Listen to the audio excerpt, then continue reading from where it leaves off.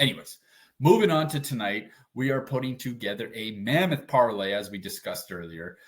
We had another green night last night, 5-6 in the last 6 days. So we're reading it well right now. One of the games we're going to talk about tonight is the Toronto Montreal game, and we've seen some big swings in this this line here because when I'm making my card today, I'm looking at the lines and then all of a sudden get a notification Mitch Marner's out. He's sick or whatever. And then boom, within seconds after that, Montreal, a lot of money started moving in on Montreal. So interestingly enough, as good as Toronto is, and if we look at the stat sheet, Toronto should win this game. However, Toronto hasn't beaten Montreal in Montreal since before 2021. That's as far back as I can see without digging in further. It's a tough place to play. I mean, this is a rivalry, original six rivalry, and now you got no Mitch Marner, right?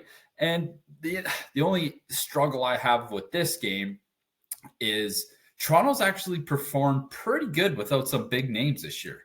The one game Matthews sat out because of an illness. They smacked up Pittsburgh like 7-0 at home that night, right? Tavares was out a couple games. Nylander was out a couple games, and they were able to still cash in wins. So free bet of the night on this game might not be. There's definitely some valuable in Montreal, either the money line if you're feeling risky, or the +1.5, right? Or we could start the game up 1-0, right? And it'd be interesting to see. Montembeau's supposed to start. He's been pretty good. He looks like he's going to be the face of the Montreal Canadiens going forward, with probably Kaden Primo backing him. Toronto's got some questionable efforts the past couple nights. They got banged up by Boston 2 nights in a row, 4-1, right? Like, that's just not a lot going great for Toronto right now as far as that goes. Playing good teams and beating them. They have struggled with that all year. I mean, they're still 7-3 in their last 10. They're still a good team, but you lose a home and home series with Boston there. That's gotta take a little bit of wind out of your sails. So so do what you want with that. I do like Montreal in this game. We're going to go to the next game on the West Coast, Ottawa and San Jose. I know nobody gives a shit about these two teams because of the playoff implications that aren't there. But, I mean, Ottawa's dropped 6 in a row now. And San Jose has dropped 9 in a row. Battle of the basements. But one thing that I do find interesting here is how bad Ottawa is on the road. I mean, they've only won 8 games. Now, mind you, San Jose's only won 9 at home, but there's definitely some value at San Jose +1.5. I know Tkachuk isn't himself. He's definitely lost a hop and a step. No Tarasenko now. So that void needs to be filled by probably a call up or whatever, however that organization is going to tackle that one. But San Jose is still scoring enough. Like, they took Dallas to 6-3 in the a couple nights ago. Ended up losing the game, but that's Dallas is a very good team. So it's tough to say how these dog teams are going to play. But one thing that is really significant that jumps off the page here is the over has cashed 7 out of the last 10 games for San Jose. And 4 out of 10 for Ottawa. Now, when they play together, the over is 6-4. So there's a lot of high scoring games in this game. They got I believe it's a new guy playing for San Jose tonight, starting between the pipes. Magnus Krona. I mean, he's 0-2-1 in his record. He's got a 5.8 goals against average, and we all know Korpisalo on the other end is much better at 3.42. So I would expect to see some goals in this game. Now, as far as picking a winner, I don't mind putting a little bit on San Jose just because of Ottawa kind of offloading Tarasenko, and I know Tkachuk's hurt. He's probably battling through some stuff. But we don't have a lot of information on And the other thing is Tomas Hertl, he just got moved to from San Jose. So that's a tough one to do. I would honestly stick to an over-under on this game if I were you guys. And that's probably what we're going to be looking at. Now, if we also stay in the West Coast for the third game that we're going to look at, LA and Dallas. Dallas has won against LA 7 out of the last 10. Dallas, though, they went on a little bit of a streak, a bad streak at the end of February. And then as like the page turned over to March, and they kind of woke up a little bit, and they've won 4 in a row now. Now, mind you, those 4 games, 2 of them were against the Sharks, which both of them needed extra time. And the other one was against Anaheim last night. So back-to-back spot here for Dallas. Kind of a tough one to do walking into LA, who's also been pretty good lately. They're 6-3-1 their last 10.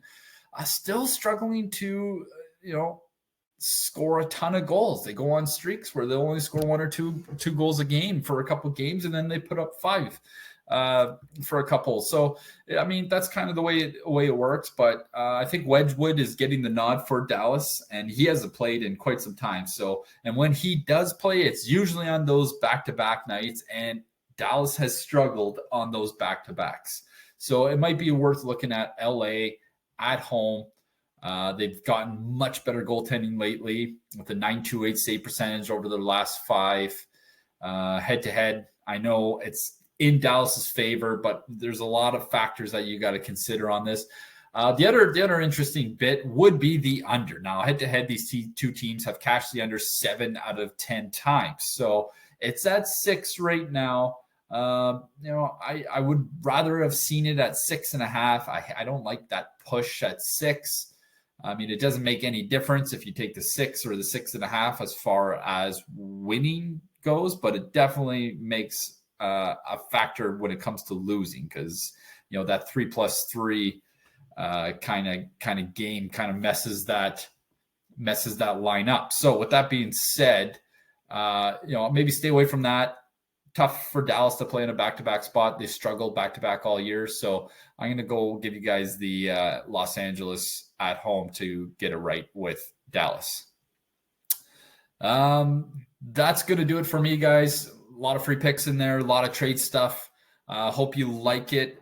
The other one that I was going to mention was the Austin Matthews one. Now, he struggled a little bit as of late. He's still getting points, but he's not his normal self. And now with no Marner out there, I think Matthews has only cashed the over on his shots twice out of the last 10 games. So he's getting shots on net, but he's not getting over 4.5. He's only done that twice. So, given the whole idea of what Toronto does in Montreal, which is not have great success, it might be not a terrible idea to consider Matthews under 4.5 shots, especially without Mitchie there. No Marner. Marner is that's the Gensel Crosby kind of thing. So without one, what's the other one going to do now? So we'll see. That's going to do it for me, guys.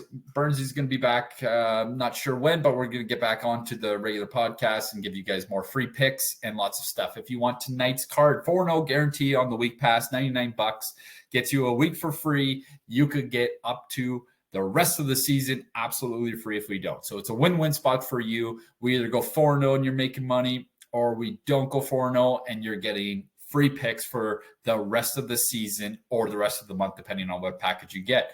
Head on over to whylose.com to get that. Hit us up in the Telegram. Those links are posted there. Like us on Instagram as we are growing that page. And the minute that page on Telegram gets over 10,000 people, we're up almost 6,000 right now. We get to 10,000, we're going to be dropping some big promos as a thank you for following. That'll do it. Less victory here. Puck you. Let's go.